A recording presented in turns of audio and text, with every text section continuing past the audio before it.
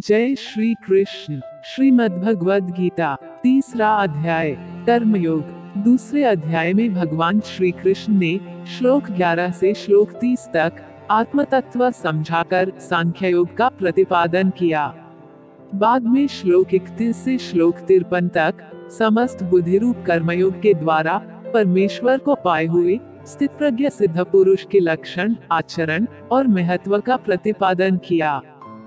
इसमें कर्मयोग की महिमा बताते हुए भगवान ने 47 तथा 48वें श्लोक में कर्मयोग का स्वरूप बताकर अर्जुन को कर्म करने को कहा। 49वें श्लोक में समत्व बुद्धिरूप कर्मयोग की अपेक्षा सकौम कर्म का स्थान बहुत नीचा बताया।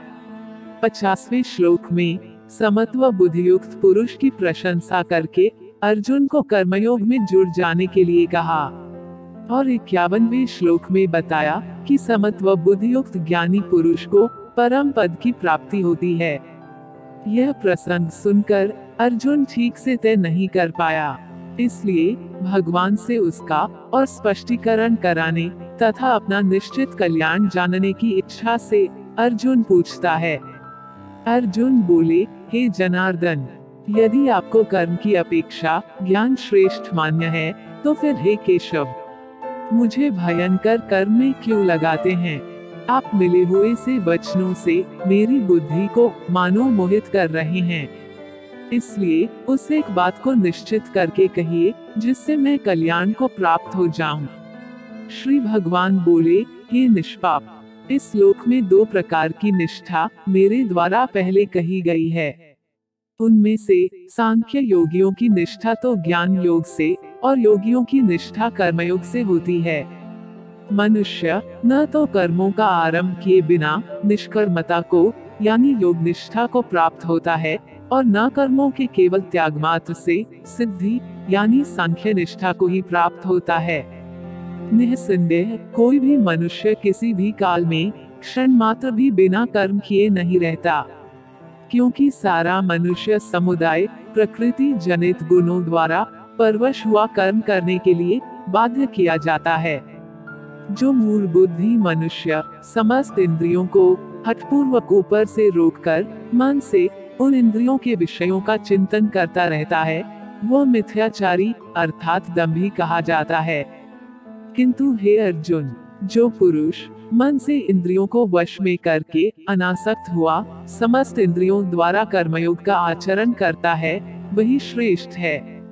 तू शास्त्र विहित कर्तव्य कर्म कर, क्योंकि कर्म न करने की अपेक्षा कर्म करना श्रेष्ठ है तथा कर्म न करने से तेरा शरीर निर्वाह भी नहीं सिद्ध होगा। यज्ञ के निमित्त किए जाने वाले कर्मों से अतिरिक्त दूसरे कर्मों में लगा हुआ ही यह मनुष्य समुदाय कर्मों से बंधता है। इसलिए हे अर्जुन, तू आसक्ति से रहित होकर उस यज्ञ के निमित्त ही भली भांति कर्तव्य कर्म कर। प्रजापति ब्रह्मा ने कल्प के आदि में यज्ञ सहित प्रजाओं को रचकर उनसे कहा कि तुम लोग इस यज्ञ द्वारा वृद्धि को प्राप्त हो और यह यज्ञ तुम लोगों को इच्छित भोग प्रदान करने वाला हो। तुम लोग इस यज्ञ द्वारा देवताओं को उन्नत करो और वे देवता तुम लोगों को उन्नत करें। इस प्रकार निःस्वार्थ भाव से एक दूसरे को उन्नत करते हुए तुम लोग परम कल्याण को प्राप्त हो जाओगे। यज्ञ द्वारा बढ़ाए हुए देवता तुम लोगों को बिना मांगे ही इच्छित भोग निश्चय ही देते रहेंगे। इस प्रकार उन देवताओं द्वारा दिए हुए भोगों को जो पुरुष उनको बिना दिए स्वयं भोगता है, वह चोर ही है। यज्ञ से बचे हुए अन्न को खाने वाले श्रेष्ठ पुरुष सब पापों से मुक्त हो जाते हैं, और जो पापी लोग अपना शरीर पोषण करने के लिए ही अन्न पकाते हैं, वे तो पाप को ही खाते हैं। संपूर्ण प्राणी अन्न से उत्पन्न होते हैं। अन्न की उत्पत्ति वृष्टि से होती है, वृष्टि यज्ञ से होती है और यज्ञ विहित कर्मों से उत्पन्न होने वाला है। कर्म समुदाय को तू वेद से उत्पन्न और वेद को अविनाशी परमात्मा से उत्पन्न हुआ जान। इससे सिद्ध होता है कि सर्वव्यापी परम अक्षर परमात्मा सदा ही यज्ञ में प्रतिष्ठित है। हे पार्थ, जो पुरुष इस लोक में इस प्रकार परंपरा से प्रचलित सृष्टि चक्र के अनुकूल नहीं बरतता, अर्थात अपने कर्तव्य का पालन नहीं करता, वो इंद्रियों द्वारा भोगों में रमण करने वाला पापायु पुरुष व्यर्थ ही जीता है। परंतु जो मनुष्य आत्मा में ही रमण करने वाला और आत्मा में ही तृप्त तथा आत्मा में ही संतुष्ट हो, उसके लिए कोई कर्तव्य नहीं है। उस महापुरुष का इस विश्व में न तो कर्म करने से कोई प्रयोजन रहता है और न कर्मों के न करने से ही कोई प्रयोजन रहता है, तथा संपूर्ण प्राणियों में भी इसका किंचन मात्र भी स्वार्थ का संबंध नहीं रहता। इसलिए तू निरंतर आसक्ति से रहित होकर सदा कर्तव्य कर्म को भली भांति करता रहे, क्योंकि आसक्ति से रहित होकर कर्म करता हुआ मनुष्य परमात्मा को प्राप्त हो जाता है। जनक आदि ज्ञानी जन भी आसक्ति रहित कर्म द्वारा ही परम सिद्धि को प्राप्त हुए थे। इसलिए तथा लोक संग्रह को देखते हुए भी तू कर्म करने के ही योग्य है, अर्थात तुझे कर्म करना ही उचित है। श्रेष्ठ पुरुष जो जो आचरण करता है, अन्य पुरुष भी वैसा वैसा ही आचरण करते हैं। वह जो कुछ प्रमाण कर देता है, समस्त मनुष्य समुदाय उसी के अनुसार बरतने लग जाता है।